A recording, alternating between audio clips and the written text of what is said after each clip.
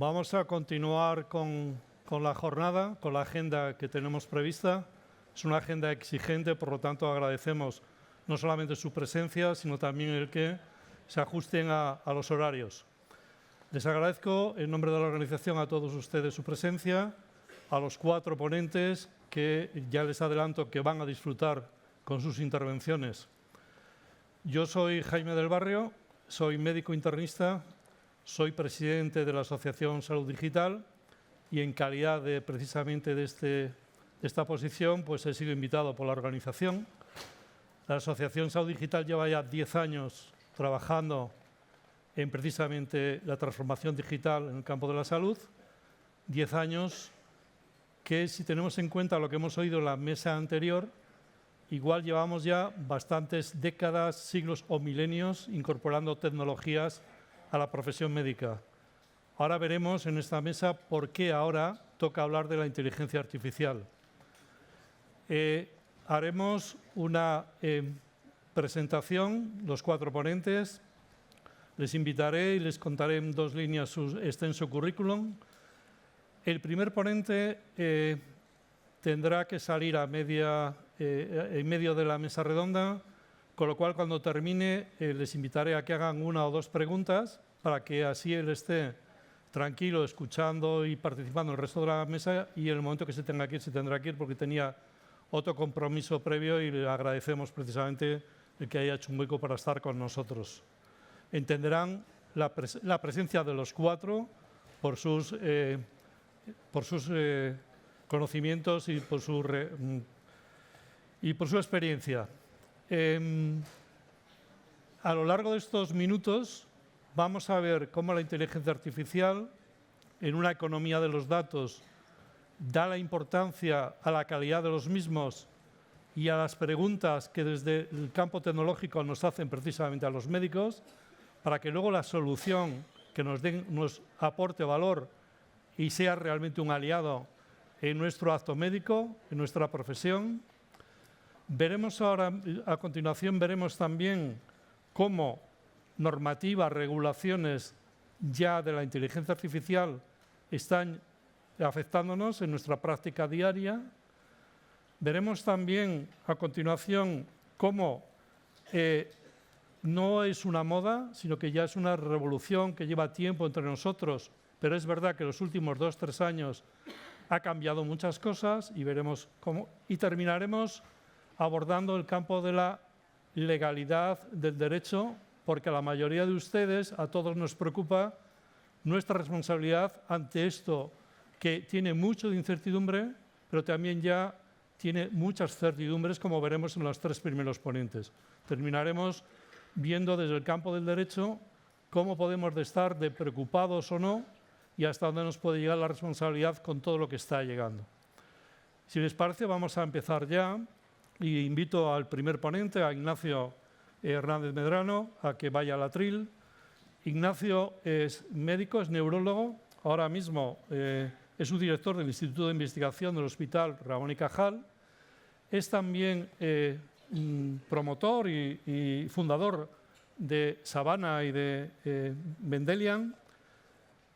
Tiene una larga trayectoria en formación académica, en máster, en presencias y estancias en Estados Unidos y en otros países. Es emprendedor, tiene varios reconocimientos y galardones, entre ellos es Premio Princesa de Girona Empresa del año 2019 y también fue en algún momento destacado como, por Forbes como uno de los 100 líderes más influyentes. Ignacio lleva ya años trabajando en inteligencia artificial y a Ignacio le lanzamos esta pregunta. ¿Realmente, Ignacio, hemos avanzado tanto? ¿Tenemos que estar preocupados? ¿No tenemos que estar preocupados? ¿Nos viene a ayudar o nos viene a complicar la vida en el ejercicio de nuestra profesión? ¿El acto médico seguirá teniendo aquellos valores que hasta ahora nos han traído hasta aquí? Muchas gracias, Ignacio. Bueno, pues buenos días a todos. Muchas gracias por contar conmigo. Gracias a la OMC. Gracias, Jaime, por la presentación.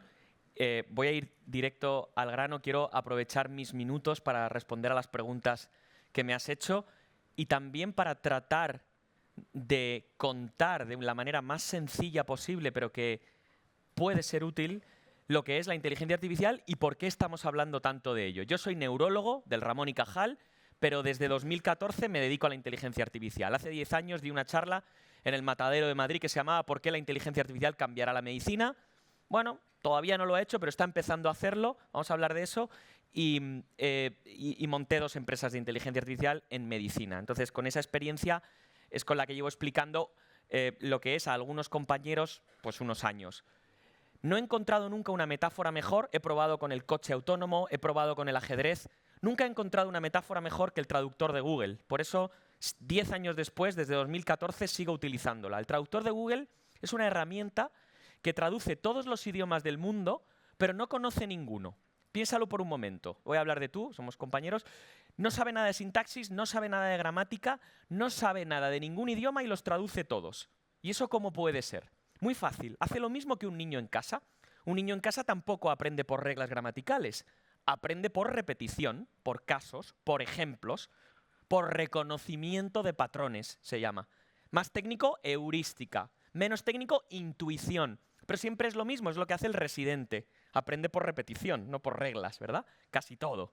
Entonces, es bastante genial lo que estos ingenieros de Silicon Valley, de Boston, quizá de Londres, quizá de Tel Aviv, hace unos años hicieron, y es, oye, ¿por qué no le transferimos a las máquinas esta capacidad? Y en vez de hacer como hemos hecho con la informática hasta 2012 más o menos, que es programar a los ordenadores con reglas, empezamos a enseñarles por repetición, por ejemplos, como hacemos con nuestros niños cuando aprenden un idioma. Ese proceso tiene un nombre muy concreto, Machine Learning. En español la traducción no es directa, aprendizaje automático. Y consiste en esto mismo que estoy recalcando. En vez de darte las reglas, te doy un set de problemas resueltos para que por ti mismo, esa es la gran diferencia, puedas inferir las reglas. Eso te da una gran ventaja comparado con la informática hasta 2012. Y es que puedes resolver un problema aunque sea la primera vez que lo ves. De la misma manera que un humano ve una mesa y sabe que es una mesa, aunque esa mesa sea la primera vez que lo ve. Esto nos está cambiando la informática, nos está cambiando el mundo de Internet y es lo que hace que empresas como Netflix o Amazon pues puedan ser las número 1 en sus campos, que utilizan Machine Learning capaz de acertar a quién le gusta una serie o quién quiere un producto, aunque sea la primera vez que se enfrentan a un problema. Bueno, pues de manera completamente arbitraria, no hay una razón técnica para ello, hemos decidido en nuestro tiempo que al aprendizaje automático o Machine Learning lo vamos a llamar inteligencia artificial, lo vamos a asimilar. Y por eso no para de hablarse de inteligencia artificial. Básicamente porque tenemos máquinas capaces de, yo no diría aprender, pero sí de simular el aprendizaje humano a base de ejemplos. Tanto es así que 2 profesores de una universidad americana, un poco en plan de broma, uno de Machine Learning y el otro de medicina, juegan y le dice el de Machine Learning, le dice, mira, tanto es así que las palomas que utilizo para estudiar el aprendizaje automático, el Machine Learning, son capaces de ver malignidad en placas de anatomía patológica y en TAC mejor que tus residentes. Y lo demuestran y lo publican en PLOS ONE. ¿Por qué? Porque aprendemos por repetición. Entonces, no era muy difícil en 2014, si pensabas esto, tener la visión de que cuando los datos llegaran al Machine Learning, los datos médicos, esto iba a funcionar. Y 10 años después, razonablemente, esta predicción se ha cumplido. Ese es el número de artículos en PubMed que utilizan Machine Learning, no para de crecer exponencialmente, y más o menos en este mes, cuando acabemos este mes, el número de aprobaciones en Estados Unidos por la FDA de sistemas de inteligencia artificial en medicina habrá pasado las 1000, vamos por el millar, que no es tanto, pero tampoco es tan poco, ¿no? Como para decir que es el futuro. Es más bien un presente que avanza. Pero hay algo más interesante, un nivel de abstracción más, y es lo que la mayor autoridad en el mundo en inteligencia artificial, para mí, que es el doctor Eric Topol, que es un cardiólogo en San Diego, que además es el editor de Medscape, llama metafóricamente los ojos de la máquina. Y él, como es cardiólogo, nos lo explica con un electrocardiograma, pero podría ser con cualquier otra cosa. Él nos dice, mira, como esa máquina ve muchos ejemplos, puede hacer esto que estamos diciendo de aprender por repetición, pero ojo, que puede ver muchos más ejemplos. Su capacidad de lógica y de cálculo supera a la del cerebro humano. Por tanto, puede asociar o correlacionar variables más allá que lo que haríamos nosotros con nuestra estadística normal, con nuestra regresión logística normal. Como puede hacer eso, verá más allá. Entonces nos pone el ejemplo de que en un electrocardiograma con Machine Learning puedes ver cosas que la mente de un cardiólogo nunca podría ver. Ya no digo el sexo, la edad, la anemia, la insuficiencia renal o con mucha precisión el riesgo de un evento. Puede ver más allá, en cierto modo.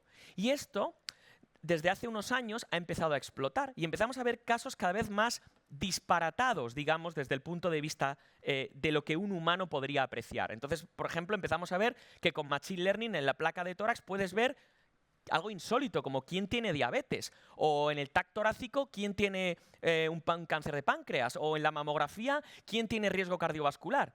Esto que empezamos a ver publicado en revistas de alto impacto de 2-3 años para acá y que alguien ha querido llamar detección oportunista.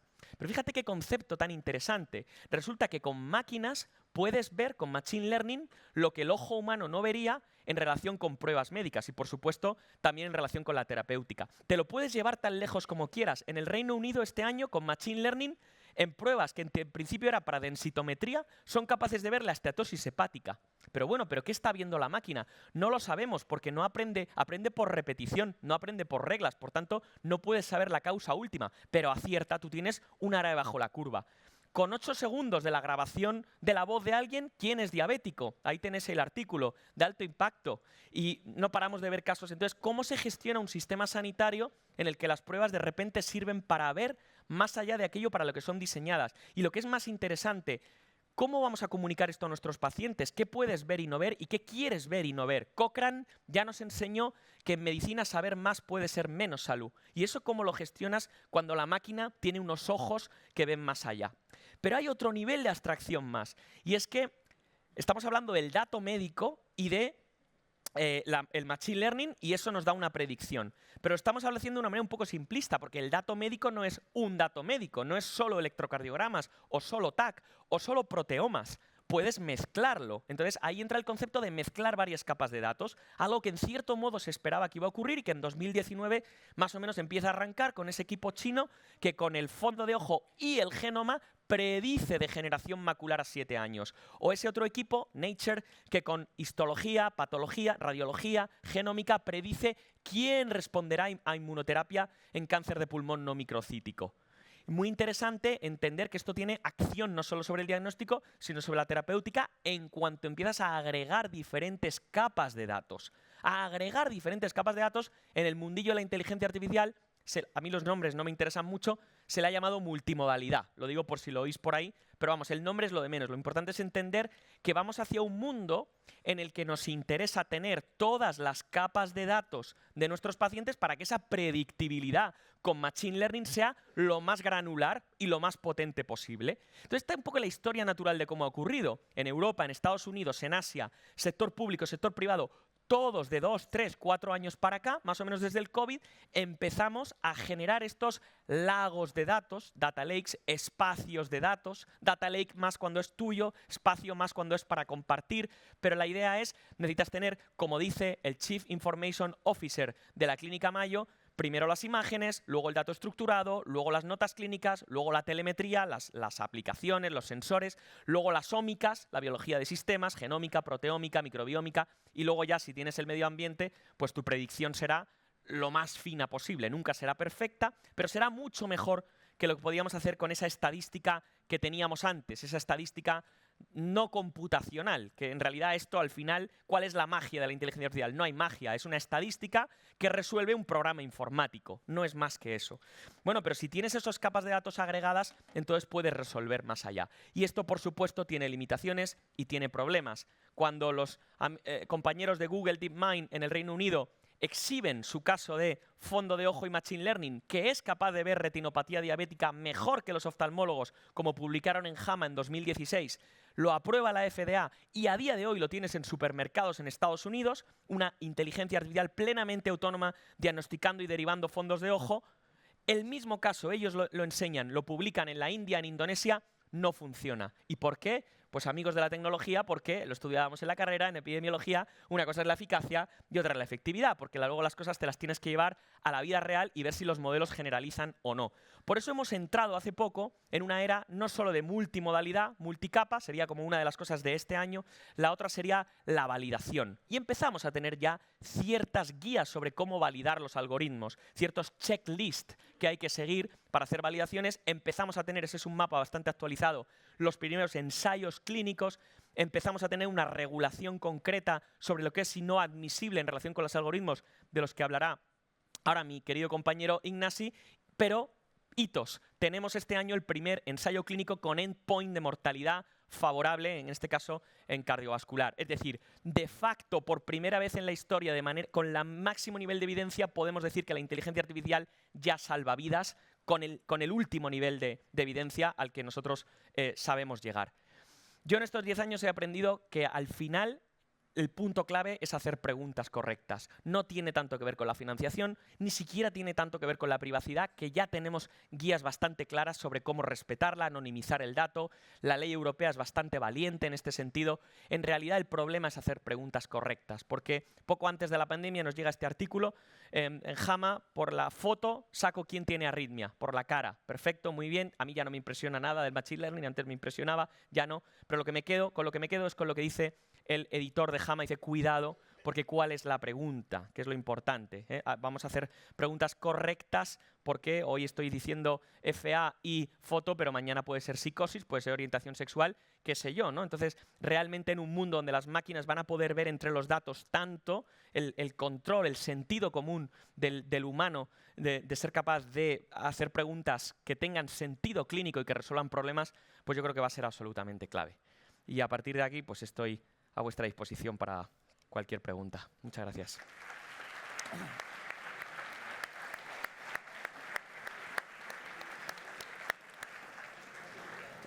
Como les decía en la introducción, Ignacio en algún momento se levantará porque tiene que salir a otro compromiso que tenía previamente. Vamos a hacer una pregunta. Le diría a los realizadores si pueden poner el QR que tenemos en la pantalla para que puedan ustedes hacer alguna pregunta, si lo tienen a bien. En ese QR pueden hacer una pregunta que yo veré aquí y se la traslado a Ignacio. Si no, mientras, yo sí te haría una.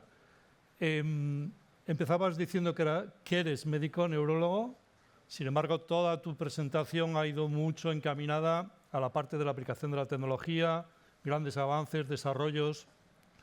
Teniendo en cuenta el auditorio, ¿qué les diríamos a nuestros compañeros de cómo todo esto se va a ir trasladando al día a día, a la práctica médica? ¿O solamente esto va a ser de los médicos más frikis? Hemos hablado de que llevamos 2000 años incorporando tecnología. Parece que en los 10 últimos hemos incorporado lo digital y parece que en los últimos 2, 3 estamos al hilo de la IA generativa incorporando lo inteligente también. ¿Esto realmente va a ayudar en la práctica médica? Antes, en la mesa anterior, nos decían que hay más médicos que nunca y, sin embargo, hay escasez de médicos allá donde se necesitan. ¿Y la inteligencia artificial realmente es una aliada o todo esto que nos estás contando todavía está en fase de necesidad de evidencia, necesidad de validación? Luego tocaremos el aspecto regulatorio con Ignasi, etcétera, etcétera, ¿no? Simplemente un poquito este diferencial que hay entre lo que nos cuentas y tu visión a 2, 3 años, porque yo creo que más allá será difícil visualizar. No. Gracias por la pregunta, me parece totalmente útil y necesaria. Sin ponerme muy pesado con las definiciones, para contestarla, no tengo más remedio que recalcar, que no lo he dicho en mi presentación, que hay 2 tipos de machine learning, o 2 tipos de inteligencia artificial en nuestro mundo y en nuestro momento. Uno es lo que llamamos generativo. Recibo muchos ejemplos y creo un nuevo caso parecido aprendiendo de los previos con una pequeña variación. Me das muchas fotos de un caballo y te pinto un nuevo caballo. Eso es lo que llamamos IA generativa y es lo que hace ChatGPT. Y luego tenemos una IA que podríamos llamar discriminativa, porque diferencia A de B. ¿Quién va a responder a un fármaco de quién no va a responder a un fármaco? ¿Quién tiene retinopatía de quién no tiene retinopatía? Discrimina A de B, que es la inteligencia artificial que lleva 10 años con nosotros. Tienen ritmos muy distintos de implementación. ¿Por qué? Porque la IA generativa se va a ir a todo lo documental, a todo lo que tiene que ver con resumir textos, crear textos, resumir, traducir, crear consentimientos informados. Todo lo que tenga que ver con generar texto tipo ChatGPT, pero en nuestro mundo. Eso va rápido, porque no necesita un gran nivel de validación. Me atrevo a decir, aunque suene difícil de creer, que la adopción va a ser como un rayo. En pocos meses los médicos vamos a dejar de escribir la historia clínica, lo digo así de contundente, porque una máquina va a capturar la conversación con mucha precisión. Ya empiezan los primeros y no va a ser una curva de adopción de años. Va a ser 6 meses, 12 meses, 18 meses. No vamos a escribir historia clínica. IA generativa. Pero eso nos da velocidad, nos da algo que a los médicos nos encanta, que es tiempo, pero no cambia el paradigma. Lo que cambia el paradigma, aunque brille menos, es lo otro. Es aquello de lo que yo he estado hablando, que es la IA que es capaz de predecir la respuesta a un fármaco o el pronóstico de un paciente con mayor precisión que lo que nuestros Framingham y nuestras escalas nos daban.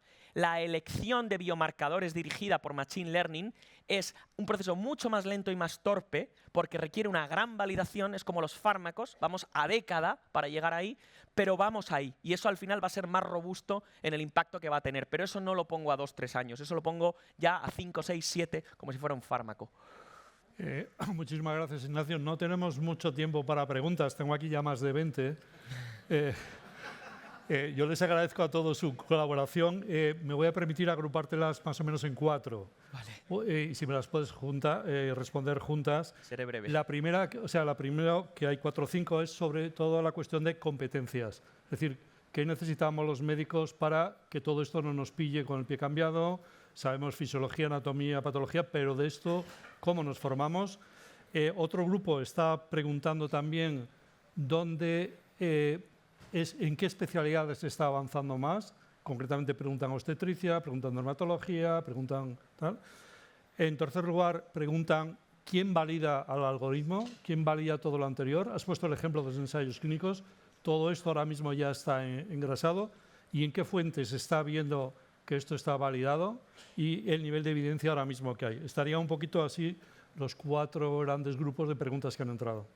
Sí, bueno, pues en relación con las especialidades que más avanzan, lo más fácil, nunca es fácil, pero lo que ha ido primero ha sido el mundo de la imagen. Por eso radiología, anatomía patológica son casos más obvios. La IA ya se utiliza en los programas de radiología a día de hoy, lo que pasa es que a veces es transparente para el usuario. Casi no nos damos cuenta de lo que hay por detrás es Machine Learning, pero es una realidad. Y luego viene, cuanto más paramétrico, más determinista, más depende de dato, de variable, es la tarea, más susceptible de ser hecha por Machine Learning o apoyada por Machine Learning. Cuanto más subjetiva o más artesanal, pues lógicamente menos. Y ahí hay quien ha creado incluso un cuadro con las especialidades, que no lo he traído hoy para no agitar mucho, pero que donde uno puede ver más o menos dónde se coloca. En relación con la validación, sí, habría varios circuitos. Por un lado tenemos el circuito académico. Las propias revistas, Nature, New England, ya te piden cuando mandas un algoritmo predictivo. A mí me ha pasado, si has seguido los criterios de buena práctica de algoritmo de IA, hay varios, Probas, Tripod, da igual cuál se acabe imponiendo, pero tú tienes un circuito académico. Si quieres que tu algoritmo acabe como han acabado los nuestros, por ejemplo, en las guías clínicas de oncología, que ya están.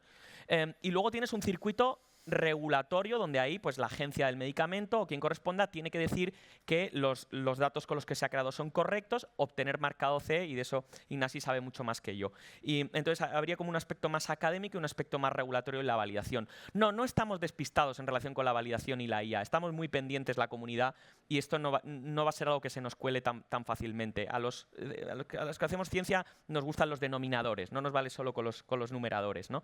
Habías preguntado por Competencias. Validación. Bueno, las competencias, en realidad aquí habría un nivel de utilización de estas herramientas muy de usuario básico, van a ser muy sencillas, va a ser un tipo Google, muy fácil, muy intuitivo, no creo que vayamos a tener grandes problemas. Otra cosa es si quieres ser creador de algoritmos. Yo siempre digo que no hay programa mejor que ponerte a hacer un proyecto, pedir un FIS, juntarte con un científico de datos, data scientist, que es el que hace Machine Learning, tener una buena pregunta y un dataset anonimizado. Y con eso es con lo que más se aprende, ¿no? Que es haciendo camino. Vale, muchísimas gracias, Ignacio. Hay varias preguntas que yo creo que luego se las vamos a trasladar a Ignasi también. Por favor, te sientas y damos paso a Ignasi. Muchísimas gracias.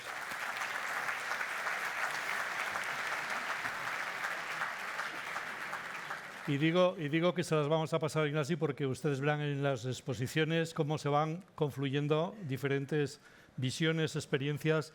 Ignasi ahora mismo es el director general de la Agencia Española de Supervisión de Inteligencia Artificial. Probablemente muchos de ustedes ni siquiera sepan que esto existía. Ya nos lo dirás.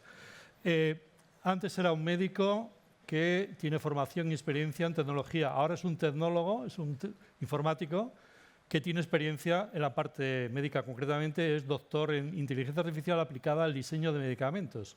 E incluso su tesis doctoral en su momento fue catalogada por la universidad como una de las 10 mejores, como la mejor de la última década en la aportación por la propia universidad.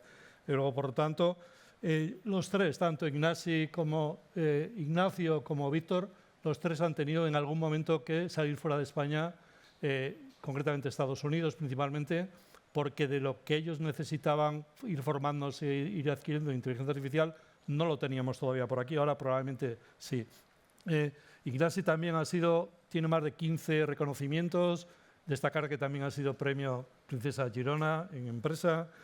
Bueno, prefiero que lo digamos. Ignacio nos ponía un poquito en suerte todo lo que es la cuestión de los datos, la necesidad de regulación, de normativa. Ahora tenemos aquí delante nuestro la autoridad que va a velar por acompasarnos. Y ya de entrada te adelanto, Ignasi, que el sentir que tenemos nosotros es que igual Europa, por no decir España, vamos más despacio de lo que Ignacio nos ha dicho que va todo esto. ¿Esto es verdad o no es verdad? Bueno, no es verdad. Cuéntanos. Bueno, en primer lugar, buenos días a todos. Muchísimas gracias a los organizadores por la amable invitación y poder compartir este panel de lujo con mis compañeros y con todos ustedes. A ver, yo siempre me gusta contextualizar, ¿no? Mi compañero Nacho ha hecho una exposición magnífica de los avances recientes en inteligencia artificial. Nos has dado una lección magistral que ya te pediré la presentación porque alguna cosa voy a poner las mías. Y esto nos lleva a que estamos ante un cambio de paradigma. No hace falta que lo diga yo, ya lo hemos visto y ya lo sabíamos. Estamos ante un cambio de paradigma y esto solo es comparable a la revolución industrial. Estamos en un cambio de época.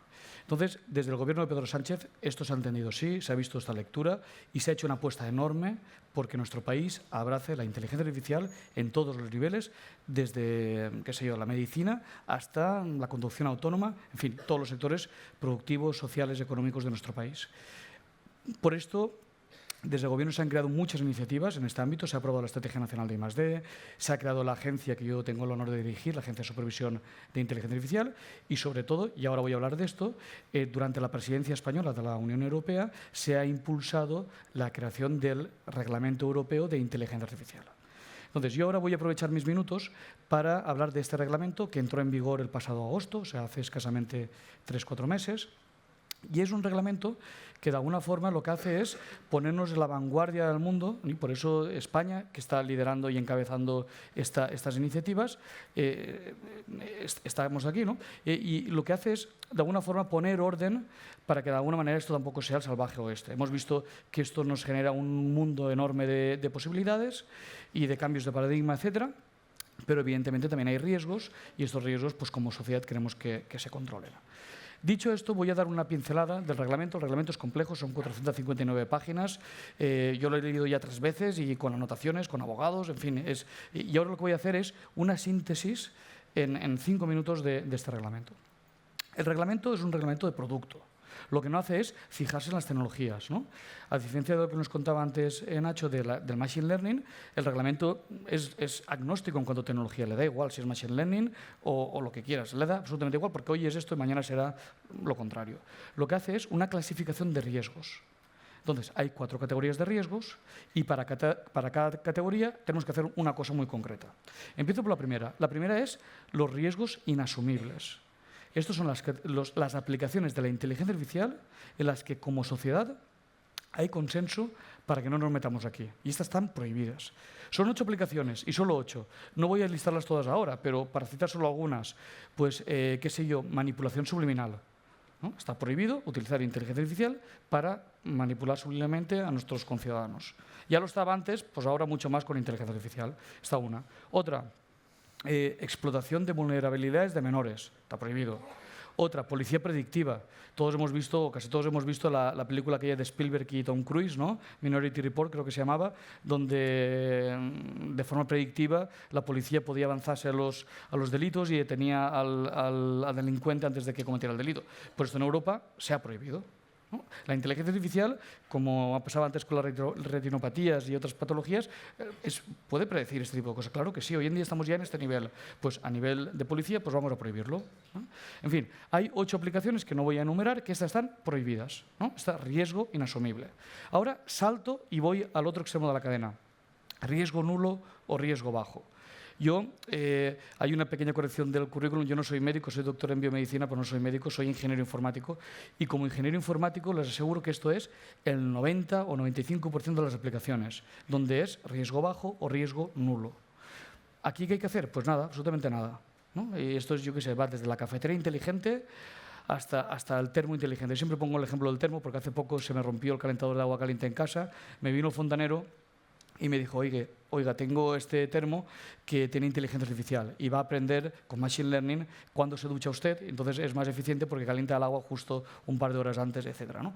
Yo creo que me vendió la moto para cobrarme 200 euros más, pero esto es riesgo nulo, riesgo bajo, ¿no? Porque al final si el termo se equivoca y un día me tengo que duchar con agua fría, pues lo máximo que pasará será que llamaré al fontanero a quejarme y que me cambie el termo, ¿no?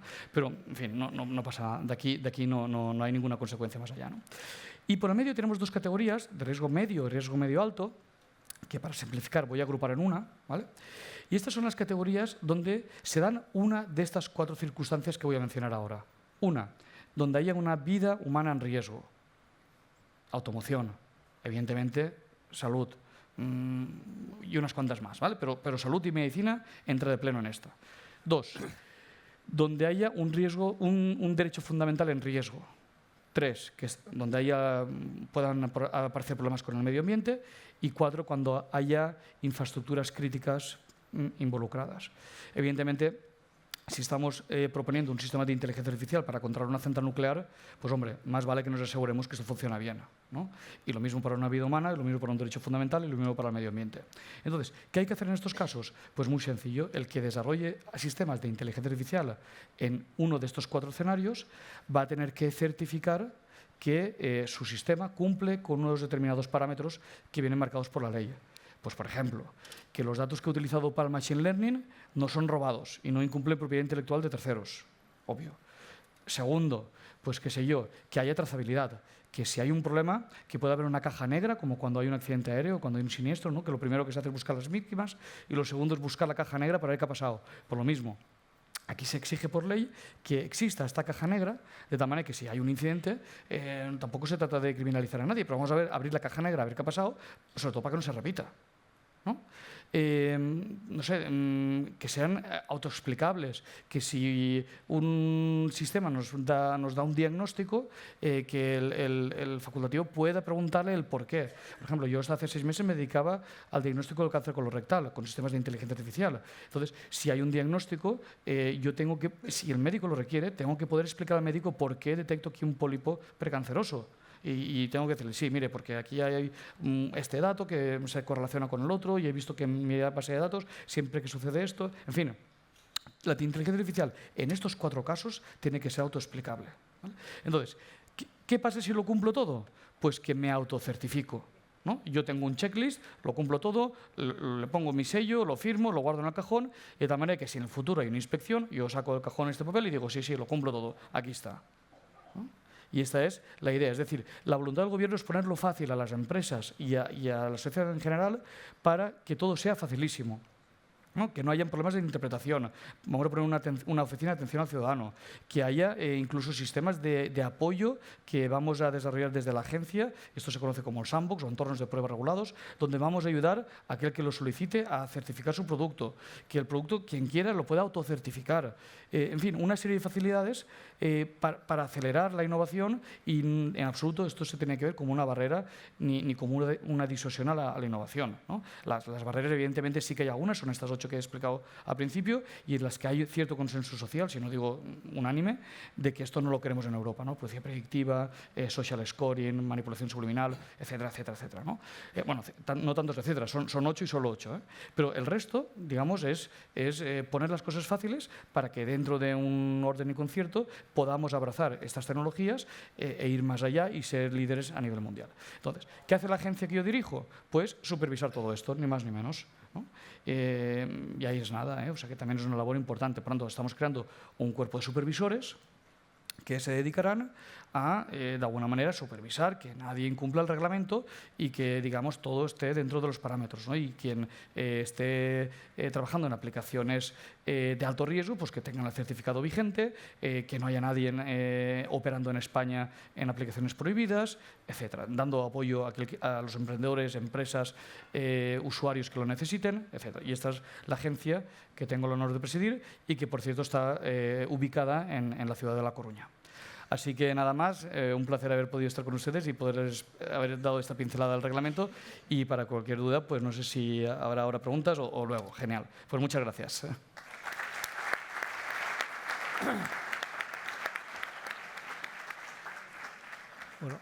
Bueno, muchísimas gracias, Ignasi.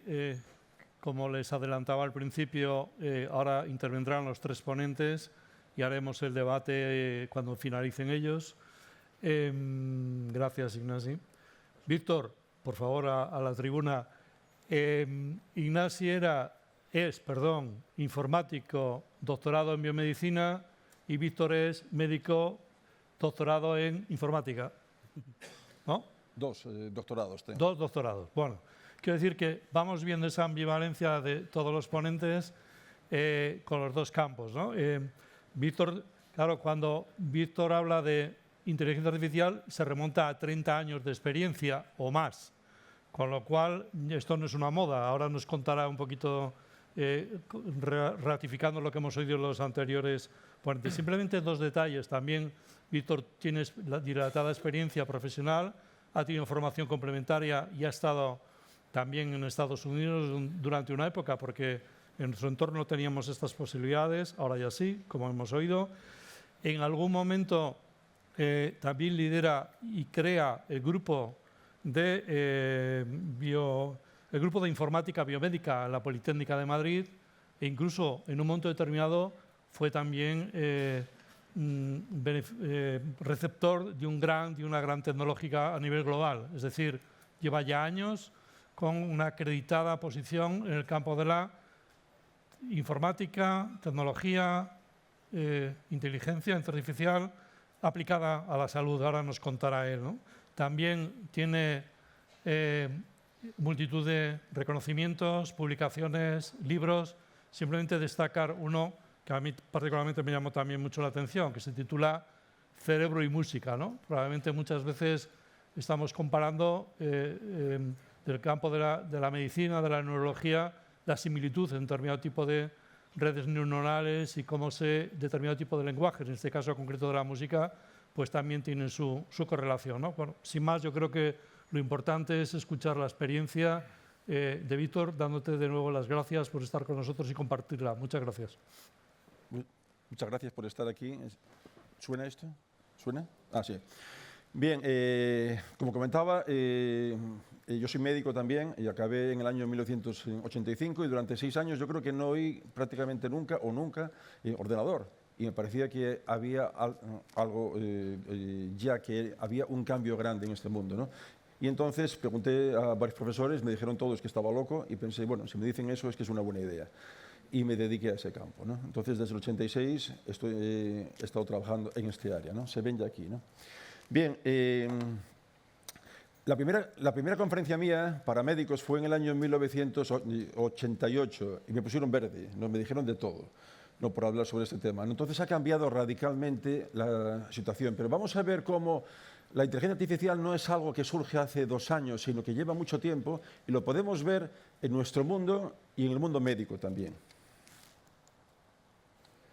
Bien, esto es un poco como la página de Facebook, ¿no? Que he tenido la suerte de conocer a varios de los pioneros de la inteligencia artificial general y prácticamente todos los grandes pioneros de la inteligencia artificial en el área médica, ¿no? Entonces, ¿para qué sirve esto? Bueno, porque la experiencia de estos años, de esos últimos años, creo que es clave para comprender lo que está pasando hoy. Y he vivido lo que se llaman los dos AI Winters, los inviernos de la inteligencia artificial, que eran tiempos en los que ha habido crisis muy grandes de este área, ¿no? Entonces, las lecciones aprendidas durante este tiempo son absolutamente clave para conocerlos. ¿Cuándo se inicia este área? Oficialmente en el 1956. Todos los libros ponen eso, pero viene de muchos antes. Ya podemos ver trabajos previos en los años 31 y dos claves son uno en el año 1943 de uno de los grandes genios del siglo XX, el matemático y físico Norbert Wiener, que estudia con médicos de la Harvard Medical School en lo que pasaba en la sífilis avanzada. Si recuerdan, bueno, imagino que todos conocerán esto, ¿no? La famosa tabes dorsalis con la desestructuración de la médula y el temblor que se produce. Bien, la idea genial fue el que él piensa que lo que se produce es un fallo en el feedback, en la retroalimentación por un proceso de información. Y la otra idea absolutamente genial es que lo compara con los circuitos de los barcos. Y entonces, por eso, denomina esta nueva ciencia cibernética, y cibernos viene de timonel de los barcos. Ese mismo año, dos grandes científicos, Warren McCulloch, un neurólogo, y un chico de 17 años, sin formación, homeless, increíblemente autodidacta, crean la primera neurona lógica, neurona formal, y muestran que con esas neuronas, con redes de esas neuronas, es posible crear y resolver múltiples problemas lógicos. Un año después, John von Neumann usa estas redes para crear la arquitectura en la que se basan todos los ordenadores que usamos hoy. Bien, ¿cuáles son las áreas principales de la inteligencia artificial? Y quiero dar una visión también general para todos los que no puedan conocerlo, aparte de contar, bueno, pues todo lo último que se ha hecho, ¿no? Bien, hay dos áreas principales que son el área simbólica y el área conexionista, pero desde un punto de vista práctico podríamos considerar la inteligencia artificial basada en conocimientos y la inteligencia artificial basada en datos. Y estas dos tienen dos periodos de predominancia. La primera hasta los años 90, 94 y la segunda a partir de ese tiempo. Si quieren leer más sobre este tema, en el Instituto Roche hemos publicado hace poco tiempo, que es libre, un trabajo sobre inteligencia artificial y medicina de precisión que pude coordinar el año pasado. Bien, los primeros sistemas prácticos en el área médica son sistemas expertos. La idea de esto es capturar el conocimiento que los expertos tienen, que personas tienen, y a través de varias técnicas, entrevistas, protocolos y otras, capturarlo. Y entonces tener el conocimiento y los métodos de razonamiento de estos médicos para poder tenerlos en un sistema. El primer sistema de estos fue Dendral, creado en Stanford, y el experto fue nada más y nada menos que Joshua Lederberg, que había sido el premio Nobel de Medicina más joven, y que trabajó con dos psicólogos informáticos, Bruce Buchanan y Edgar Feigenbaum. Luego empiezan a surgir los sistemas primeros médicos, surgen múltiples de ellos para diagnóstico, terapia, para múltiples sistemas, ¿no? Y los líderes de dos de ellos van a ser del sistema MySyn, por ejemplo, para diagnóstico de la meningitis, y el sistema CASNet para diagnóstico del glaucoma. He tenido la suerte de conocerlos a todos ellos, conocer mucho además a Shortleaf y hacer más de 25 papers, 25 publicaciones con Kazimir Kulikowski en los últimos 30 años. Bien, estos sistemas tuvieron un éxito increíble en todas las áreas, menos en la medicina. Los métodos se usaron en defensa, en banco, en múltiples áreas, pero en medicina, ¿por qué no? Bien, por varias causas, pero una de ellas, la principal, es la incertidumbre que existe en múltiples temas del área médica. La primera de ellas, la causa de las enfermedades, luego los diferentes protocolos, los datos subjetivos que puede haber, el problema con la tecnología que podía haber, en fin, datos de múltiples tipos. Pero uno de los pocos sistemas comerciales que se hicieron fue el sistema Perfect, que se hizo entre Emory y Georgia Tech. Y tuve la suerte de poder participar en este proyecto. Aquí aparecen dos páginas publicadas en el periódico El País en el año 1991. No sé si me reconocen, soy de los tres que está ahí, el del centro, con más pelo y con menos kilos, que bueno, es una pena, pero no se puede tener todo durante todo el tiempo, con mis colegas Fernando Martín y Alejandro Pazos. Este sistema, la lección tremenda con este sistema es que construirlo llevó 2 años y evaluarlo llevó 5 años. ¿Por qué? Porque todos estos sistemas tienen que evaluarse de forma multicéntrica. Los sistemas que funcionan en un sitio, en un centro, con esos datos, con ese conocimiento, automáticamente no funcionan en otros sitios y, de hecho, suelen tener resultados muy distintos. Bien, este es un sistema, uno de los múltiples que tuvimos éxito académico y que no se usó, ¿no? Que fue un sistema experto para asistencia en catástrofes, para triaje, elaborado también con mis colaboradores Fernando Martín y Alejandro Pazos. Bien, lo menciono ahora porque, viendo lo que pasó hace pocos días, trabajamos con médicos militares y, como diríamos, bueno, podríamos decir, estaba cantado, ¿no? O sea, no ha habido tanto avance de lo que hemos hecho hace 30 y pico años de lo que hoy se puede hacer. Hay avance tecnológico, pero todavía falta la decisión para ello. Y bien, durante todos estos años se han hecho multitud de sistemas que los encontramos por todos los sitios. Nos lo encontramos en los móviles, en los televisores, en los semáforos, para tráfico, ahora para buscar novio, para buscar novia, en fin, para múltiples temas en las lavadoras, frigoríficos, bueno. Pero también en el área médica, por ejemplo, PubMed, que lo usamos todos los médicos, tiene varias técnicas dentro de inteligencia artificial. Las encontramos también en los sistemas que usan los biólogos en la genómica, por ejemplo, para compartir y buscar información. Lo encontramos en las historias clínicas, lo encontramos en las alertas de las historias clínicas, los encontramos en los vocabularios, los encontramos en sistemas que integran información de múltiples tipos y nos permiten acceder a ella.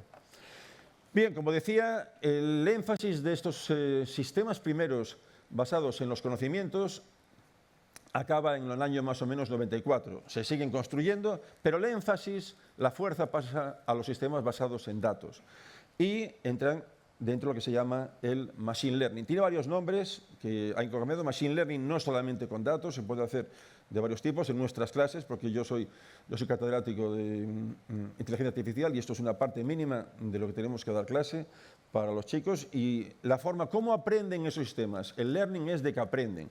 Bueno, aquí pueden ver una imagen de una red de estas neuronas que son procesadores que tienen funciones matemáticas y funciones de aprendizaje y los pesos van cambiando según el aprendizaje que se hace. Tiene una entrada y una salida. Bien, si damos, por ejemplo, esto se llama aprendizaje supervisado. Una imagen, por ejemplo, de un cáncer de mama, por ejemplo, entonces si le decimos que es cáncer, el sistema aprende a reconocer esa imagen. Si le decimos que es benigno, aprende a reconocer esa concreta imagen como benigna. Si le damos miles, entonces aprende a reconocer y va a ser capaz de reconocer otras distintas.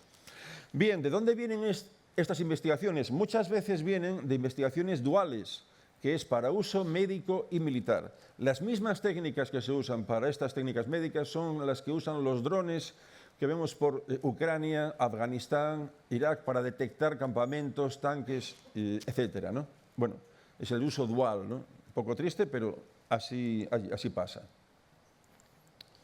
Bien, en el año 1994, en la prehistoria de esto, me concedieron un proyecto FIS que no me creo todavía que me lo hayan dado, porque el título era Machine Learning para pronóstico en artritis reumatoide.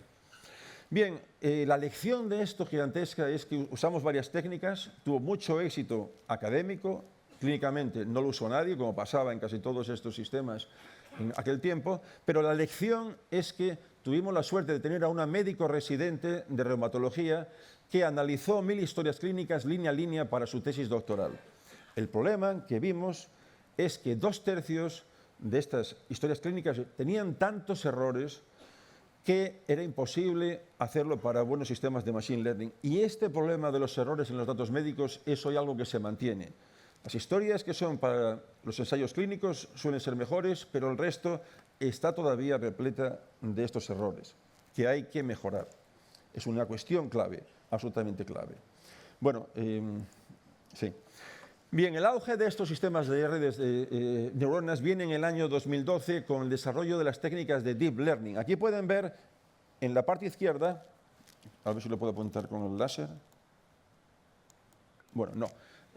Donde ven aquella red, la Simple Neural Network, es una red simple que se manejaba durante 20-30 años, que se llama de backpropagation, y funcionaban bien, pero eran muy lentas y no eran útiles para hacer proyectos reales. Pero en el año 2012 aparece un cambio gigantesco, que es que se añaden más neuronas, más capas, y el cambio es sustancial. ¿Por qué? Porque tenemos mejores ordenadores para procesar más datos. Tenemos muchos más datos y mejores máquinas.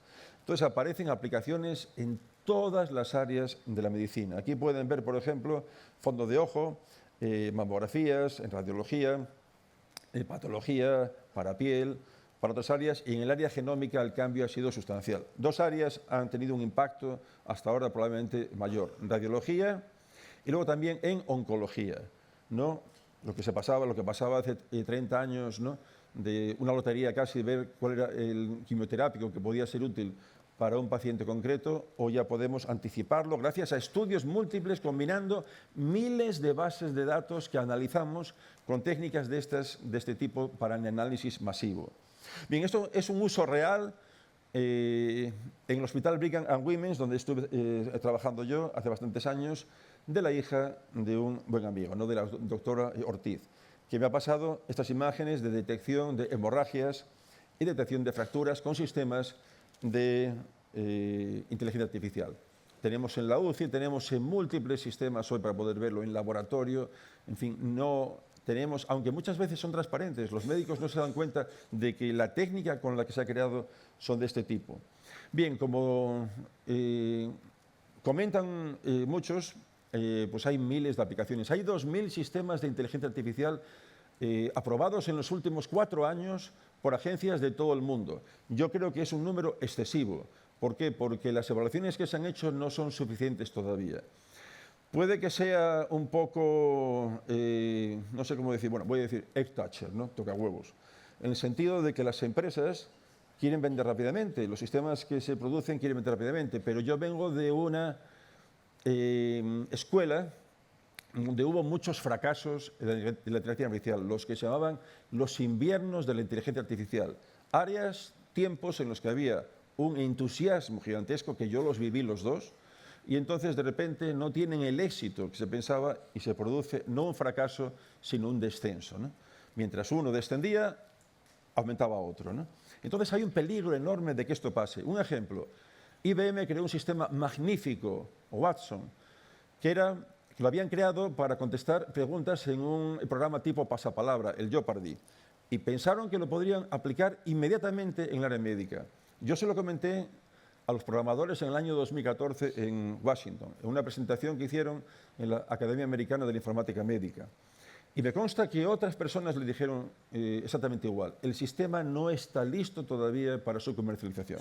Lo comercializaron y al año siguiente perdieron muchísimo dinero y prestigio gracias a eso, pese a que la compañía es fantástica y el sistema era muy bueno, pero en el área médica no estaba todavía preparado. Y esta publicación de la American Heart Association en el Journal Circulation advierte de eso. Las promesas son enormes. Si leen todo el paper, verán la cantidad de áreas donde hay aplicaciones en marcha. En La Paz hay ahora mismo 40 sistemas de inteligencia artificial que están por muchas unidades. Pero el problema es que todavía falta la capacidad de mostrar la aceptación masiva de estos sistemas. Necesitamos paciencia y las empresas están gastando mucho dinero para ello y no tienen tanta paciencia. Bien, quedaría mal si contase que todo lo demás lo hacen otros. Estos son los sistemas, hemos hecho muchísimos desde los años 80 y tantos, y estas son las últimas que hemos hecho para aplicaciones de Deep Learning. Por ejemplo, para diagnóstico, clasificación de células de leucemia, clasificación de nanopartículas en nanomedicina. Por ejemplo, también para analizar PubMed completo, hablaré un poco más ahora sobre ello. También para crear un genograma y todos los datos que pueden ir a ellos, para detectar implantes odontológicos. También en un sistema para diagnosticar enfermedades de transmisión sexual, que están creciendo y en España tal vez no haga falta, pero yo he sido coordinador, como voy a comentar ahora, de un proyecto en África y en muchos países no hay médicos, no tienen médicos. Y estos sistemas de inteligencia artificial pueden ser muy útiles porque no tienen médicos, pero mucha gente, incluso pobre, tienen smartphones para acceso a esta. Y luego uno de mis colaboradores está colaborando, trabajando con una compañía, yo no, él es un colaborador de mi grupo, pero yo no trabajo en ello, que es para identificar pacientes con ensayos clínicos, y manejan bases de datos de 400 millones de pacientes. Me decían en el año 94 que nuestra base de datos con 1000 era increíble. Imagínense ahora bases de datos con 400 millones de pacientes. No son historias clínicas, son datos para selección de los ensayos clínicos. Y bien, hay problemas que eran complejos. Yo, por ejemplo, comentaba dando clases sobre Machine Learning hace 20 años ya, que había un problema clásico, que era cómo anticipar con Machine Learning la predicción tridimensional de las proteínas. Bien, pues lo han solucionado hace poco tiempo en una compañía de Google que se llama DeepMind con el algoritmo AlphaFold. Y los creadores de este sistema han recibido el Premio Nobel de Química hace un mes. Y dos de los pioneros de la inteligencia artificial de área de las redes de neuronas obtuvieron el Premio Nobel de Física solo un día antes. Veremos muy pronto unos cuantos premios Nobel de Medicina basados en estas técnicas. Víctor, 3 minutos. Vale. Y luego tenemos la IA generativa, que es ChatGPT, ha comentado también algo sobre ello. Aquí he puesto un pequeño saludo que le he preguntado a ChatGPT. Bien, lo que hace es que genera conocimiento. Y en el área médica, ¿para qué puede valer? Bueno, pues para crear, por ejemplo, identificar imágenes y hacer informes médicos. Automáticamente, entonces puede traducir, ayudar y también generar estos informes médicos. Pero cuidado, es necesario evaluarlos. Y tengo aquí ejemplos de las aplicaciones múltiples que se pueden hacer ya con ellas, ¿no? Por ejemplo, consultas médicas, un sistema de Gemini. En Madrid hay sistemas ya para ayudar en enfermedades raras. El sistema para estructurar notas clínicas que no son estructuradas, ¿no? He sido tutor de un proyecto sobre este tipo. También para los autistas que no quieren hablar con médicos, pero sí con estos sistemas. Large Language Models de este tipo que no solo generan textos, sino que pueden generar proteínas. Y el sistema que está aquí en el medio del análisis de PubMed es un sistema nuestro basado en un transformer, 2 años antes de ChatGPT. ChatGPT, la T es de un transformer. Son sistemas preentrenados que son capaces de analizar cantidades masivas de datos. El problema, publicado en el New England Journal of Medicine, por ejemplo, es que hoy se está proponiendo que podemos tener historias clínicas directamente con estos sistemas. Léanse el artículo de New England Journal of Medicine hace 7 días explicando los problemas que hay. Aquí es una lista de los Reyes Magos de la cantidad de peligros y de riesgos que tiene el mal uso de la inteligencia artificial.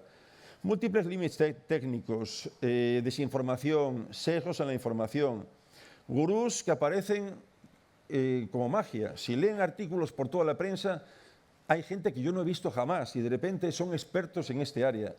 Luego, empresas que quieren ganar dinero muy rápido. Coste cero. Los sistemas de inteligencia artificial empiezan a ser muy complejos y emergen la capacidad de engañar a sus desarrolladores. No quiero hablar sobre Terminator, pero están surgiendo riesgos que no habíamos podido determinar. Y luego la capacidad de explicación. El potencial, como decía, en África, en esos países, es gigantesco para ello. Y una última recomendación que publiqué en el año 1991 en el ABC, comentando con un libro que ahora que se vende. Te van a despedir y lo sabes. Bien, yo creo que te van a despedir si no sabes. Y es necesaria la formación en inteligencia artificial y estas áreas de los médicos, tema que comentaba en el año 91. Me adelantaba bastante tiempo, pero hoy sigue prácticamente igual. En el MIR no caen estas preguntas, no les interesa a los chicos de quinto o sexto curso y es necesario formar a los médicos porque el mundo está cambiando y el número de aplicaciones y el cambio en la medicina es imparable, pero necesitamos paciencia y formación. Gracias.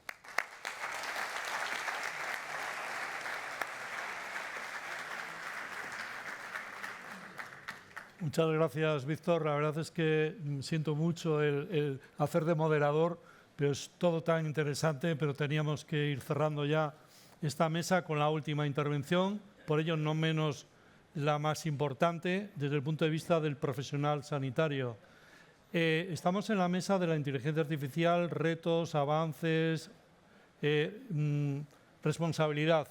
Vamos a poner el foco ahora en la responsabilidad. Nosotros como profesionales, ¿qué responsabilidad tenemos? Está en nosotros, está en la máquina, está en el sistema y para ello qué mejor que contar con Ofelia de Lorenzo. En el mundo de la salud en España, hablar de derecho sanitario es hablar de Lorenzo Abogados. Además, Ofelia preside la Asociación Española de Derecho Sanitario, que por cierto ha celebrado hace tan solo una semana el 30 Congreso. Por lo tanto, enhorabuena Ofelia y un reconocimiento de toda vuestra trayectoria. Insisto, hablar de derecho sanitario es citar a De Lorenzo. Aparte de eso, pues Ofelia ha sido reconocida también como una de las 100 mujeres líderes en nuestro país. También tiene currículum largo, publicaciones, experiencias. Ahora mismo también ostenta algún tipo de representación, concretamente la vicepresidenta segunda de la Asociación Iberoamericana de Derecho Sanitario, y también es la primera española en formar parte de la Junta de Gobernadores de la Asociación Mundial de Derecho Médico. Por lo tanto, yo creo que si a alguien le tenemos que trasladar la palabra de responsabilidad desde el punto de vista del profesional de todo lo que está llegando, ya no solamente a la inteligencia, porque la inteligencia es el vértice del iceberg, pero todo un conjunto de soluciones, tecnologías, aplicaciones, etcétera, etcétera, que nos han ido avanzando los anteriores ponentes. Trasladamos a Ofelia, desde el punto de vista del profesional, ¿dónde está nuestra responsabilidad? Bueno, pues buenos días a todos. En primer lugar, muchísimas gracias al comité organizador por la invitación a participar en este foro. Es todo un honor y también un reto y una responsabilidad que trasladé a la doctora Moya. Efectivamente, yo no soy experta ni en inteligencia artificial ni en datos. Mi especialidad es la defensa del médico, del profesional sanitario, ante los tribunales en casos de responsabilidad. Y sin duda, un acto médico con uso de inteligencia artificial va a crear una serie de escenarios a los que nos tenemos que adelantar. Nosotros decimos, o nosotros mantenemos desde la Asociación Española de Derecho Sanitario, que sin duda la digitalización de la asistencia sanitaria trae notables mejoras, trae muchísimas ventajas, tanto en la digitalización como el uso secundario de datos para investigación. Pero es verdad que legalmente también hay cuestiones que suscitan preocupación, se ha salido antes la palabra competencias, porque necesitamos prever escenarios para saber qué competencias o qué responsabilidad nos son exigibles. ¿Por qué? Actualmente, en materia de responsabilidad profesional sanitaria, tenemos un crecimiento exponencial en materia de reclamaciones. Año tras año tenemos más y más reclamaciones y la fotografía actual es que incluso tenemos algunos servicios de salud que ni siquiera tienen seguro de responsabilidad patrimonial o seguro de responsabilidad. ¿Qué estamos haciendo? ¿Cuál es nuestro deber como especialistas en derecho sanitario? Ofrecer soluciones ante ese escenario y también sabiendo que va a haber un nuevo escenario que va a ser acto médico con inteligencia artificial, analizar la casuística para adelantarnos y evitar nuevas judicializaciones o nuevas reclamaciones en responsabilidad profesional sanitaria. Pero para saber o para prever o para vislumbrar hacia dónde vamos, necesariamente tenemos que echar la vista para atrás, tenemos que saber de dónde venimos. Y sin duda, la inteligencia artificial o el uso de inteligencia artificial en un acto médico va a suponer un incremento de las reclamaciones en materia de responsabilidad, pero eso va intrínseco a que el incremento de reclamaciones en responsabilidad profesional se debe a dos factores. El primero y el esencial es la concepción de medicina o la evolución del concepto de medicina. La medicina ha pasado pues bueno, de magia a ciencia, la salud ya no se concibe como suerte, sino como derecho. La relación médico-paciente, de ser una relación muy bilateral, se encuadra dentro de un sistema nacional de salud. Tenemos una relación más bien trilateral, con unos recursos limitados, o en estructuras mucho más complejas. Y un ejemplo que pongo, que es muy reciente, es la digitalización de la relación médico-paciente, la telemedicina. La telemedicina fue absolutamente fundamental durante la pandemia por COVID-19, pero lo cierto es que cuando se empezó un uso muy habitual de la telemedicina, también nos planteamos un escenario de qué pasará en materia de reclamaciones de responsabilidad por uso de telemedicina. Pero nos adelantamos a ese escenario. Por parte del Consejo se emitió un documento con una serie de recomendaciones Y lo que hicimos, en cierta manera, es establecer las competencias necesarias para la telemedicina. Hoy por hoy está totalmente estandarizada, pero son diferentes escenarios que al final esa concepción de medicina lo que obliga, pues, en cierta manera, es actualizarse, adquirir competencias nuevas. Bueno, y que decir que antes de la pandemia por COVID no se conocía una sola reclamación en materia de responsabilidad por telemedicina. Solamente teníamos una sola sentencia que se remitía a una asistencia telefónica. Hoy por hoy, en el año 2024, las reclamaciones en sede de responsabilidad, en muchas de ellas se cuestiona la asistencia telemática y tenemos que analizar otros factores que son desde el funcionamiento de un servidor a si el profesional médico tiene las competencias necesarias. Otro de los aspectos que han hecho un incremento de reclamaciones en materia de responsabilidad, sin duda, es la evolución de la propia responsabilidad exigible al médico. Cito también como Ana Pastor, Marañón, antiguamente afirmaba que era un disparate fundamental y totalmente inaceptable la exigencia de responsabilidad a los médicos. Hoy por hoy nos encontramos con diversos escenarios: responsabilidad civil, penal, deontológica, administrativa y también actuaciones médicas, ensayos clínicos, tratamientos de fertilidad que exigen el conocimiento de una normativa específica sanitaria.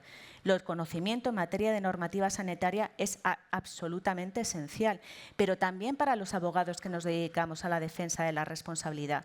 Si a nosotros nos llega un caso por unos daños secundarios a un tratamiento de CyberKnife, tenemos que conocer cómo funciona el CyberKnife, la responsabilidad del médico, la responsabilidad del profesional no sanitario que introduce los datos o equilibra o calibra la máquina. Es decir, exige tanto para médicos como para los profesionales expertos en derecho sanitario, los abogados, el conocer qué estamos defendiendo al objeto de delimitar las responsabilidades. Y también nos encontramos con escenarios más complejos que también pueden ser traspolables, como ahora explicaré, a la inteligencia artificial. Tenemos muchas demandas de responsabilidad profesional médica en la que se cuestiona el uso de un determinado producto sanitario. Unos productos de relleno, implantes mamarios.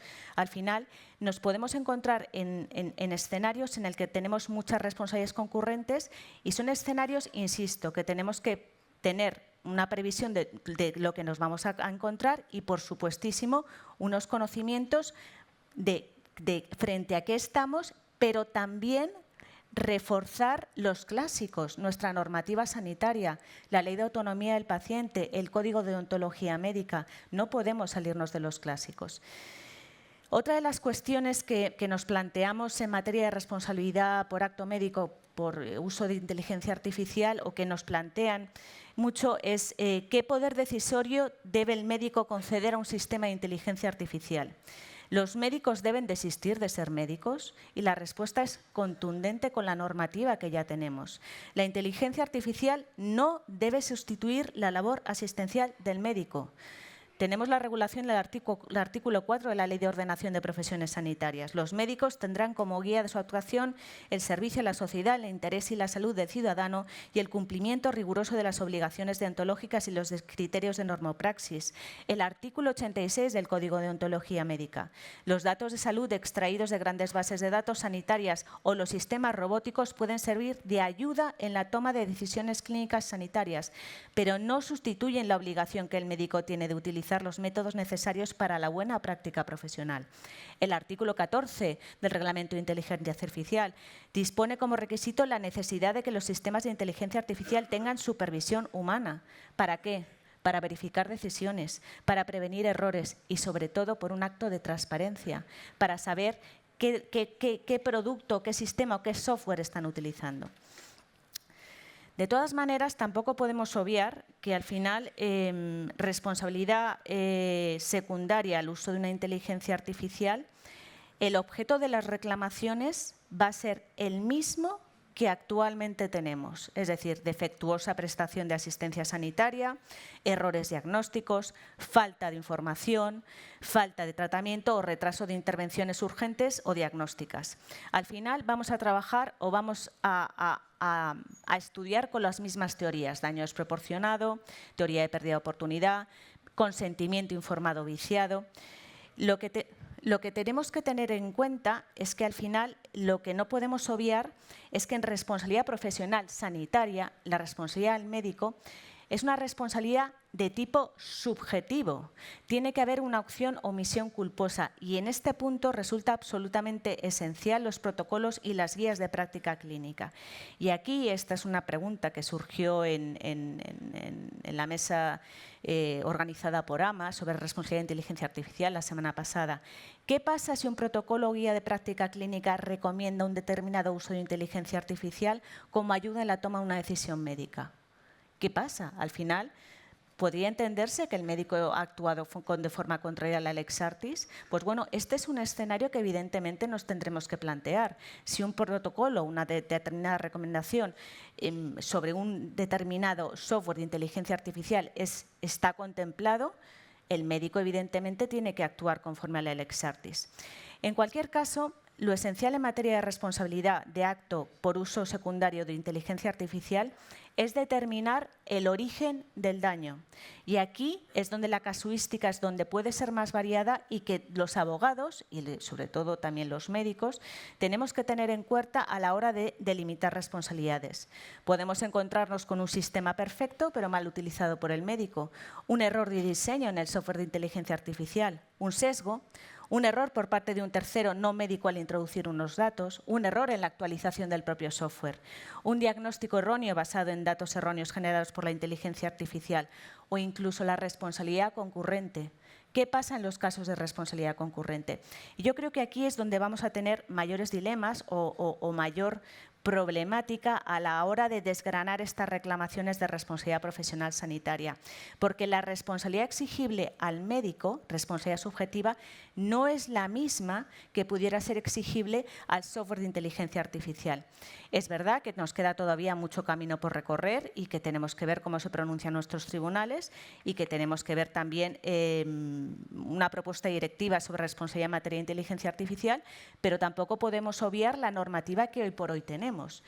Dice el artículo 2.1 del Reglamento 217-745 que se considera producto sanitario todo programa informático con algún fin médico específico, diagnóstico, prevención, seguimiento, predicción, pronóstico, tratamiento o alivio de una enfermedad, siéndole aplicable en tales supuestos los requisitos del Reglamento de Productos Sanitarios. Es decir, en el caso de que el software de inteligencia artificial pueda ser clasificado como producto sanitario, que habrá muchos que dentro del acto médico puedan ser clasificados como productos sanitarios, le será de aplicación tanto el Reglamento de Productos Sanitarios como lo propio dispuesto por el Reglamento de Inteligencia Artificial. Y la responsabilidad secundaria a productos sanitarios es una responsabilidad objetiva, es decir, el régimen de responsabilidad es totalmente diferente. ¿Y cuál es nuestra experiencia con actos médicos en el que utilizamos un producto sanitario que puede ser clasificado de defectuoso? Pues lo cierto es que ya tenemos experiencia y aquí me remito al caso del producto sanitario de la Laocta, del perfluorooctano, que era un producto utilizado por los oftalmólogos en cirugías oftalmológicas, que en el año 2015 la Agencia Española de Medicamentos y Productos Sanitarios emitió una nota informativa en el que advertía del cese de su utilización y comercialización y retirada por incidentes graves tras su uso. Generalmente pues, se producía ceguera o pérdida de visión tras el uso de este producto sanitario. Nosotros, las primeras demandas judiciales, las recibíamos en el año 2018-2019. Lo cierto es que nuestros tribunales no han resuelto hasta el 2021. Pero la gran problemática que nosotros encontrábamos, porque quiero decir que estas demandas no se dirigían contra los laboratorios, sino que generalmente se dirigen al que está en primera fila, contra el médico. Eran demandas de responsabilidad profesional médica contra el oftalmólogo. La gran dificultad que teníamos a la hora de delimitar las responsabilidades es la falta de información en la historia clínica.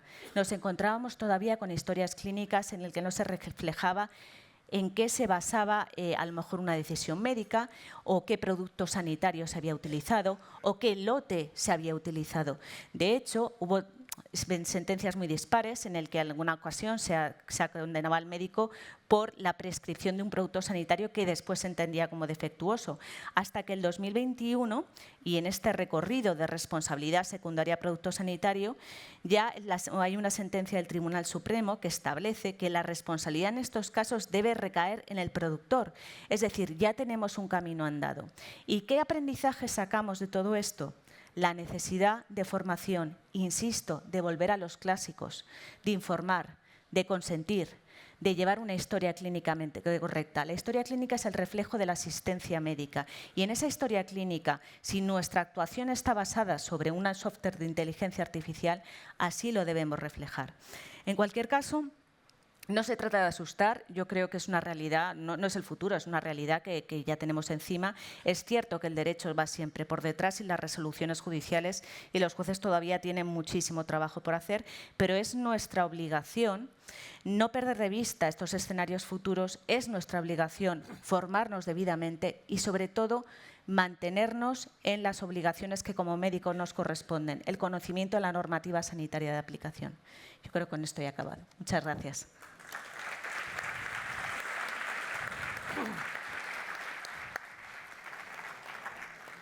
Bueno, muchísimas gracias, Ofelia, y a todos los ponentes. En este momento tenemos 15 minutos justos para algunas preguntas.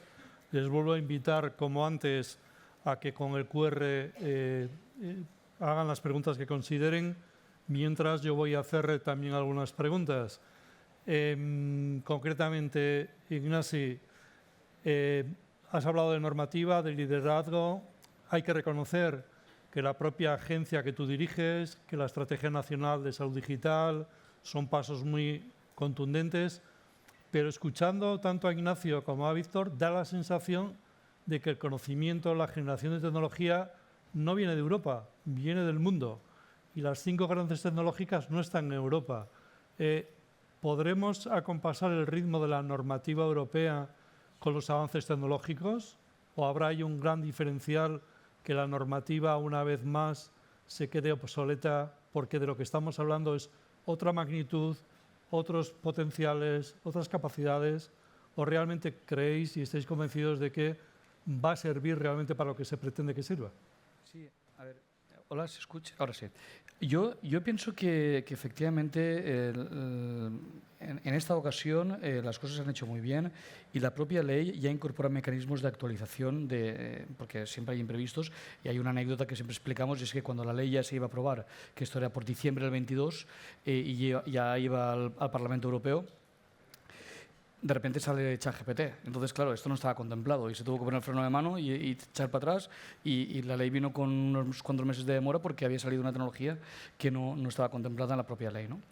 Y esto es un buen ejemplo para decir, oye, hay que estar atentos, pero también es un ejemplo de lo positivo, ¿no? Salió la ley y a los pocos meses, salió la tecnología y a los pocos meses ya había una ley que la regulaba. Entonces, es cierto que las mayores tecnológicas mundiales no están en Europa, están en otros, Estados Unidos, etcétera.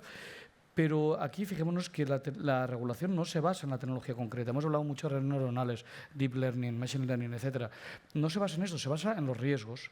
Entonces, tú puedes utilizar la tecnología que quieras, la que en ese momento se lleve. Dentro de poco vendrán las tecnologías cuánticas, que están ya al caer. Y esto supondrá otra revolución. Pero no quedará obsoleto el reglamento de inteligencia artificial porque no se fija en qué tecnología exacta tú estás utilizando, sino cómo, o para qué, mejor dicho, para qué la vas a utilizar, ¿no? Si tú la utilizas para diagnóstico clínico, pues hay que seguir una serie de requisitos y ya está, y es así de fácil, ¿no? Por lo tanto, mi convencimiento y lo que transmito siempre a las empresas, desarrolladores, que esto les preocupa mucho, como no puede ser de otra manera, es que la ley no va a quedar obsoleta en años porque ya está contemplado para que así sea.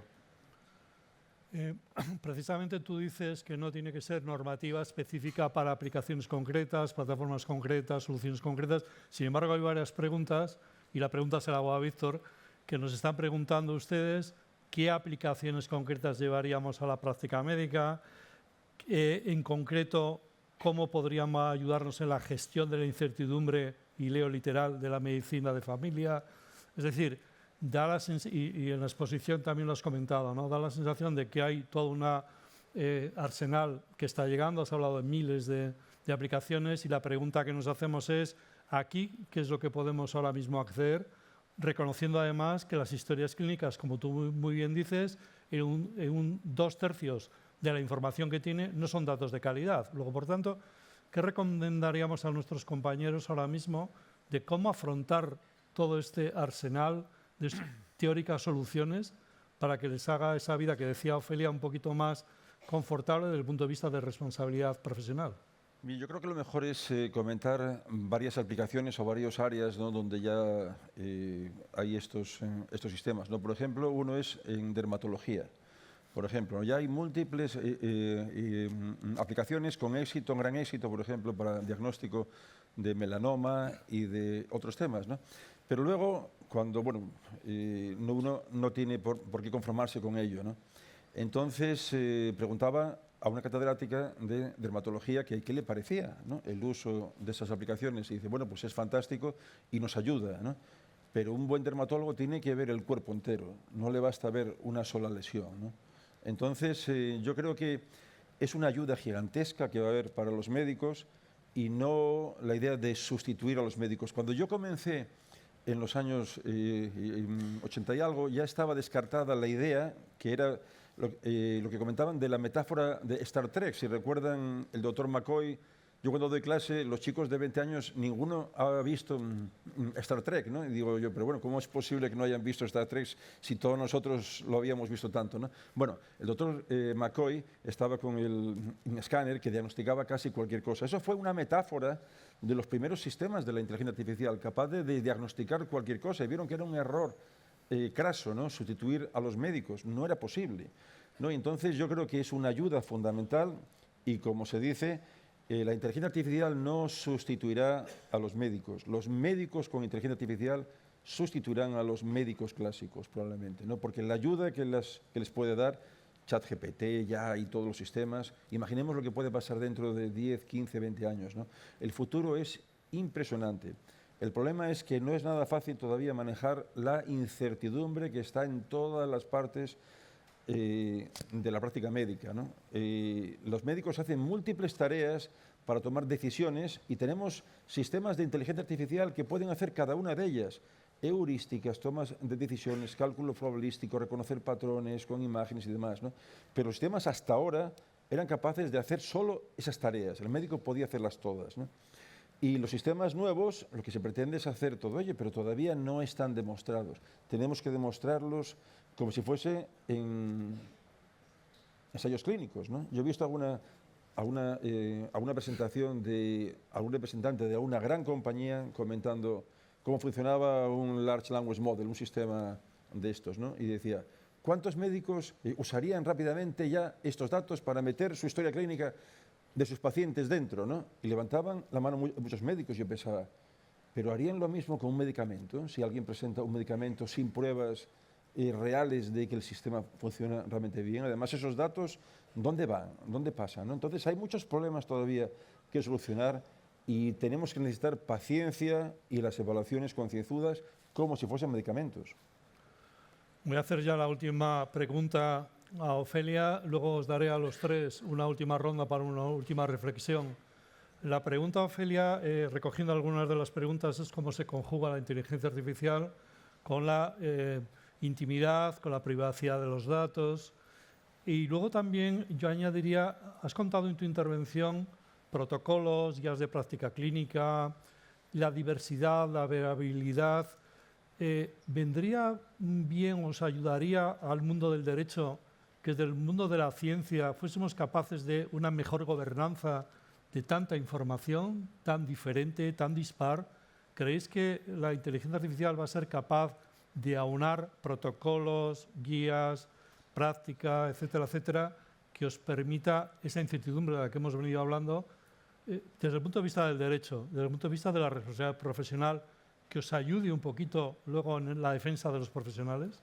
A ver, Por partes. La libertad de ejercicio profesional encuentra una serie de límites muy claros. Por un lado, es el ejercicio conforme al Lex Artis, en la que los protocolos tienen un papel fundamental y, evidentemente, en la redacción de protocolos, si la inteligencia artificial conlleva beneficios en la toma de decisiones, entiendo que se tendrá que contemplar. Pero otro de los límites fundamentales de la libertad de la actuación del médico es la autonomía del paciente. El paciente es plenamente autónomo o prima la autonomía del paciente para aceptar o rechazar un tratamiento. Al paciente se le tiene que informar cuando se usa un determinado software de inteligencia artificial en el contexto de un acto médico, y el paciente es libre para decidir si quiere o si no quiere que se le expliquen las ventajas o no se le expliquen dichas ventajas. Con respecto a la privacidad y la calidad del dato, yo no soy experta en datos sanitarios, pero sí que, insisto, desde la asociación hemos emitido un documento de recomendaciones sobre el espacio europeo de datos sanitarios, que abogamos que todavía queda un camino por hacer, pero que lo que tiene que primar es evidentemente una serie de parámetros y el beneficio social. Al final, los datos de salud o su explotación salvan vidas. Hay que ser generoso con los datos de salud. Bueno, me dice la organización que tenemos 5 minutos más, o sea, os voy a hacer una última pregunta y luego la reflexión.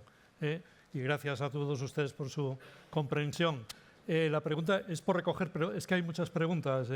Entonces, una que viene literalmente, lo que viene es un poquito que si eres capaz de marcar diferencias concretas en cuanto a la regulación de la IA en salud en Europa versus Estados Unidos, China, Próximo Oriente, etcétera, Australia. Sí, a ver, la respuesta es sencilla, y es que no se pueden marcar diferencias porque Europa en este sentido es pionera. Aún no existe ninguna regulación en otro país del mundo, en otro entorno jurídico del mundo, que no sea Europa. Estados Unidos está trabajando muy intensamente en sus leyes.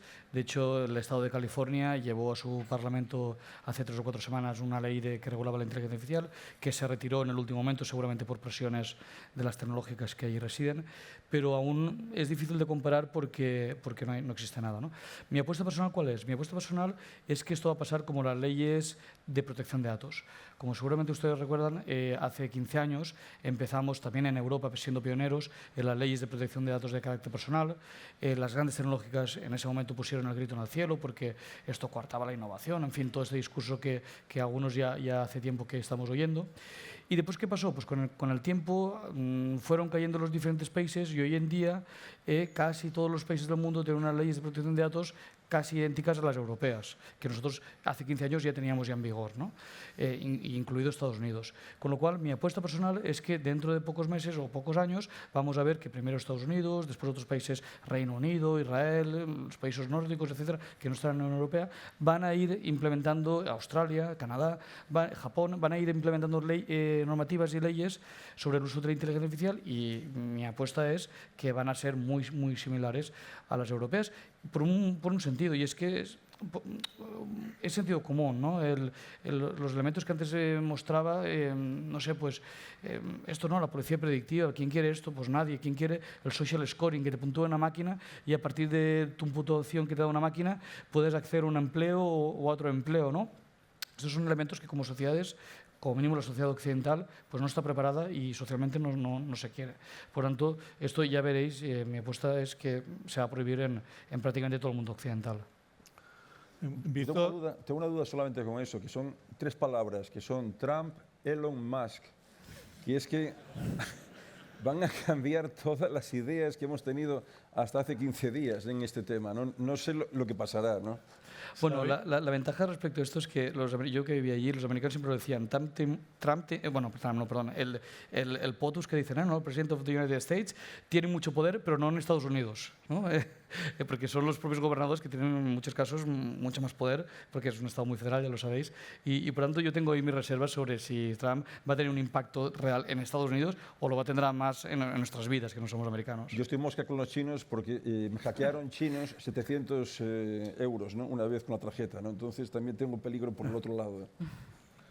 No, la verdad es que aparte de la anécdota, de lo que estamos hablando es algo global que requiere soluciones locales y diría a nivel personalizados, ¿no? De eso es de lo que estamos hablando, ¿no? Y ahí estamos inmersos los profesionales médicos en el medio de toda esta ecuación, ¿no? Antes decía Víctor que te van a despedir si no sabes.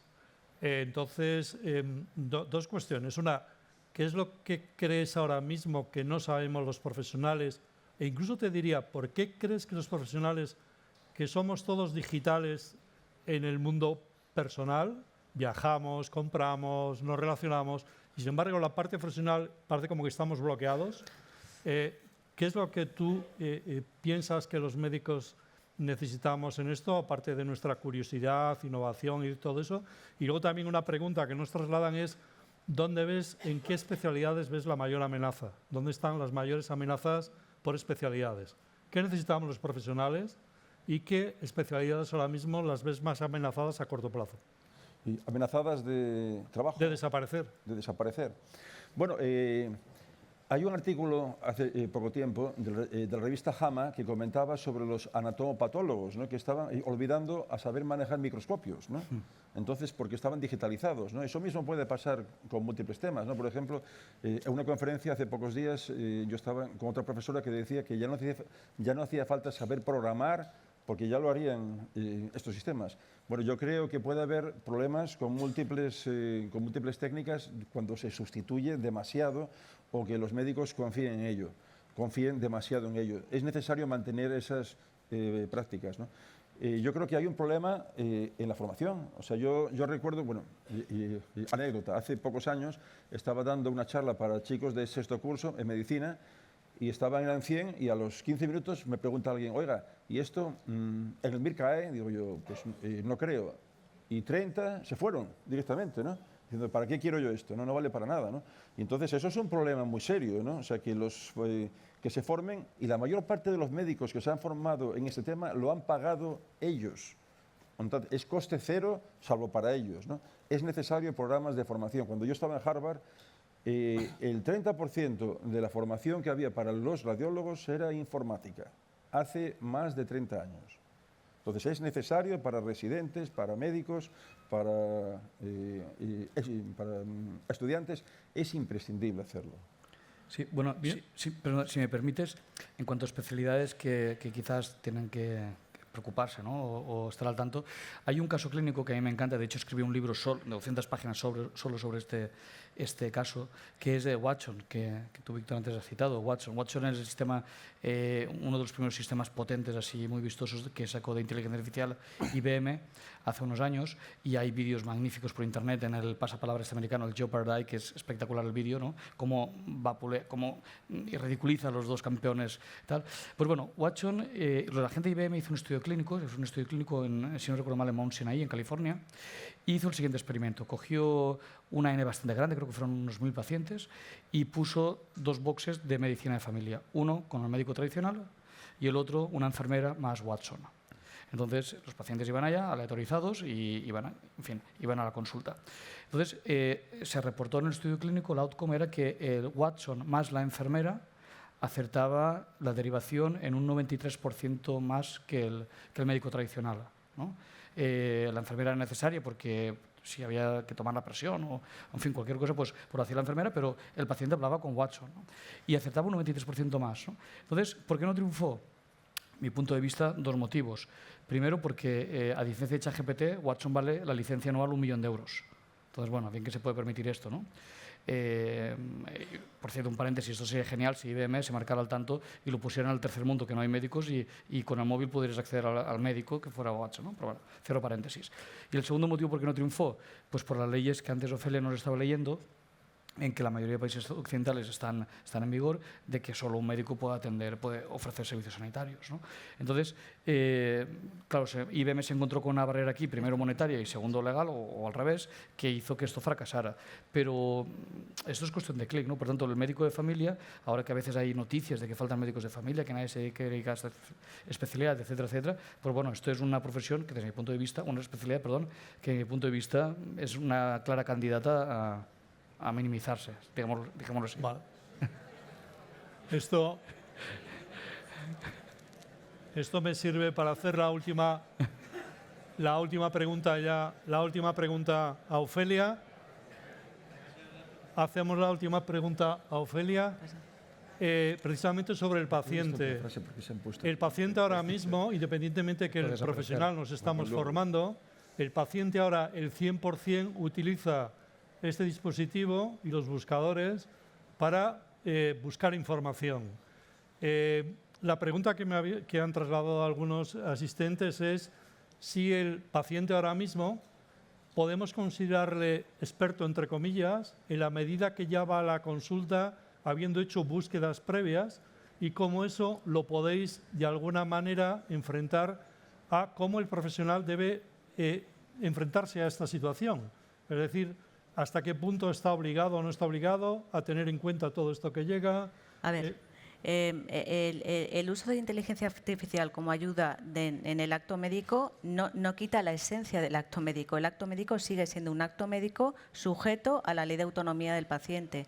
El paciente podrá infirmar el anamnesis y el médico podrá recoger lo que entienda precedente, pero las pruebas médicas las prescribe el médico, la actuación médica la prescribe el médico y es el paciente el que tiene la autonomía de aceptar o rechazar el tratamiento. Lo que no puede es exigir una determinada prueba médica. O sea, no podemos quitar la esencia del acto médico. Por eso digo que es muy importante conocer a qué nos enfrentamos, pero no olvidar los clásicos, el Código de Ontología Médica y la normativa sanitaria que regula toda la actuación médica. El médico es el garante del paciente. Vale, vamos a dar ya por concluida esta mesa. Les pido que no se levanten del asiento porque sin solución de continuidad vamos a proceder ya a la inauguración oficial de todo este congreso. Muchísimas gracias.